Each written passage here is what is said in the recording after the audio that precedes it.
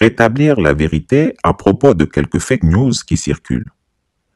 1. Le colonel Dozo connaît Zakaria. Certaines plumes laissent croire que le colonel Kone Zakaria serait parmi les 46 mercenaires détenus au Mali.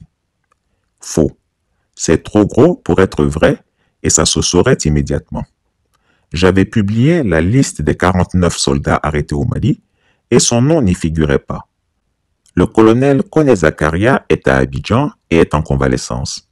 En effet, il avait été saisi d'une diarrhée inexpliquée qu'il a longtemps clouée au lit, plutôt au WC, ne se départissant pas de son seridaga, sa bouilloire, vu ses fréquents va-et-vient aux toilettes. 2. La nationalité des 46 mercenaires.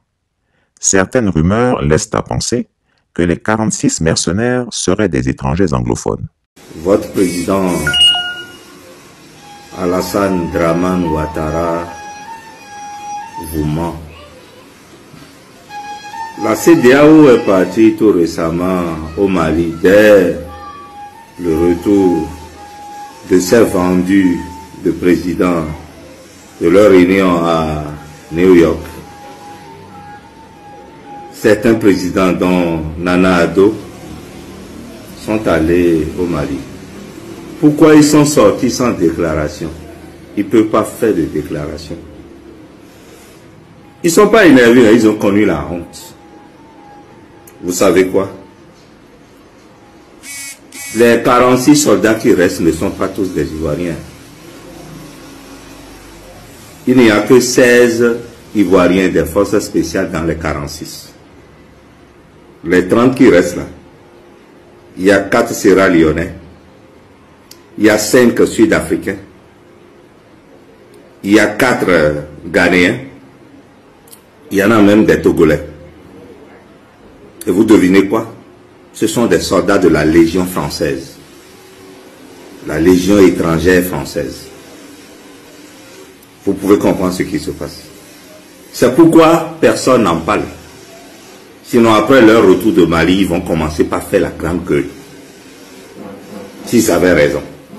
Le Mali leur a réservé ça, c'est tu. Et c'est campé sur la déclaration de Ouattara. Libérer les 46 soldats. On a voulu réveiller votre nationalisme. Libérer nos soldats. Ce ne sont pas vos soldats, il n'y en a que 16.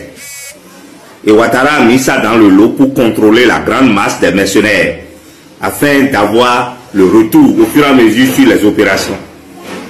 Les dames, c'était un rôle macabre que les dames devaient jouer. Ils étaient 49. Les dames doivent être la machine d'assouvissement sexuel des 46. Parce que la mission est appelée à durer. Donc pour assouvir leurs besoins sexuels, les dames là sont retenues. Faux. Les 46 mercenaires seraient apparemment des Ivoiriens francophones. Ils parlent français pour la majorité d'entre eux. Les autres parlent un français approximatif de niveau CP2, deuxième année du primaire. Pour être plus proche de la vérité, Chris Yapi doit dire qu'il parle le djoulacé, une combinaison du djoula et de quelques mots français, comme le français de l'époque des tirailleurs sénégalais. 3.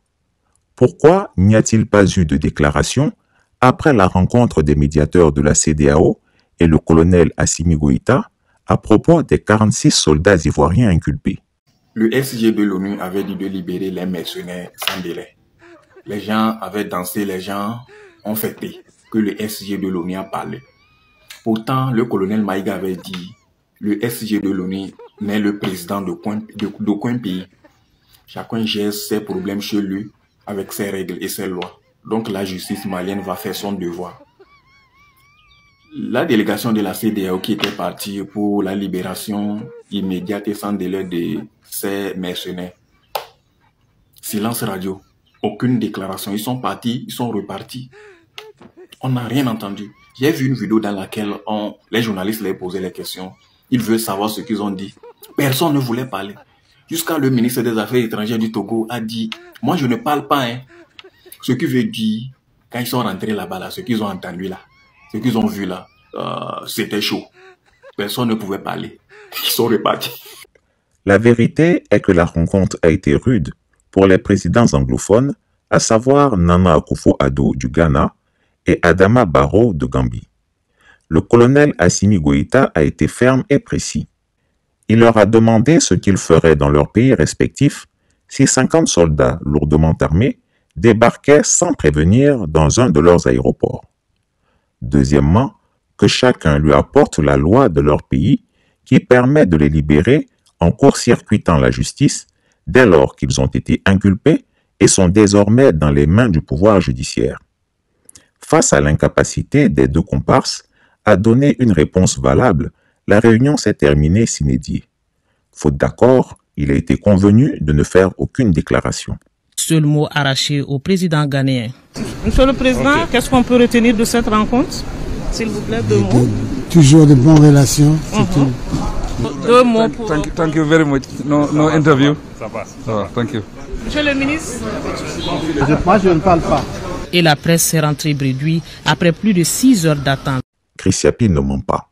Retrouvez Chris Yapi sur ses 2 chaînes YouTube, sa chaîne Dailymotion, Instagram et VK.